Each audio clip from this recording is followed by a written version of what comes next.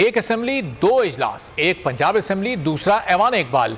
आज तारीखी तौर पर पंजाब के दो बजट इजलास होने जा रहे हैं। स्पीकर पंजाब असेंबली और गवर्नर पंजाब आमने सामने आ गए हैं। अब किसका हुक्म माना जाएगा, कौन से इजलास में बजट पास कराया जाएगा, सवाल उठने लगे हैं। जराये के मुताबिक गवर्नर की जानिब से इजलास रोकने और नया इजलास बुलाने के लिए सेक्रेटरी असेंबली को समरी अरसाल करना जरूरी है। दीगर कानूनी तकाजे पूरे करना भी लाजमी होता है।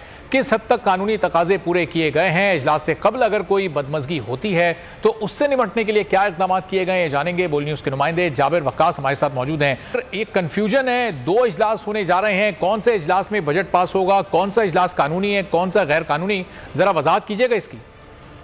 देखिए, इस हवाले से जो बजट का इजलास बुलाया गया है गवर्नर पंजाब की जानिब से, वो भी उनका इस्तेहकाक है कि वो इजलास को जहां पे वो चाहें अपनी मर्जी से जिस जगह वो बुला सकते हैं।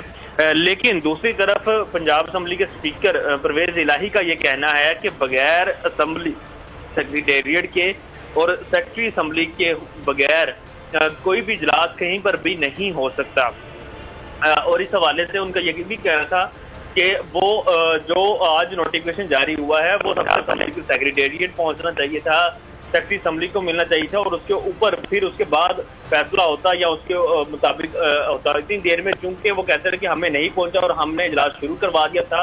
और जो बुनियादी नुकता जिसकी वजह से ये इजलास कल भी मुलतवी हुआ कि आईजी पंजाब और चीफ सेक्रेटरी को बुलाया जाए, उस हवाले से आज जो है उन्होंने ये बाकायदा तौर पर कहा कि हम इस बात से पीछे हट चुके थे।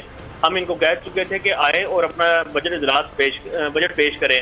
लेकिन अब जब शाम को 9 बजे के बाद 9:20 पर जब उनको कहा गया कि वो वैस लगारी को कि वो अपना बजट तफरीज करें, तो उस पर उन्होंने बाइकाट किया और उन्होंने कहा कि गवर्नर जो है वो इस इजलास को मुलतवी कर चुके हैं और कल 3 बजे ऐवान इकबाल में बुला चुके हैं।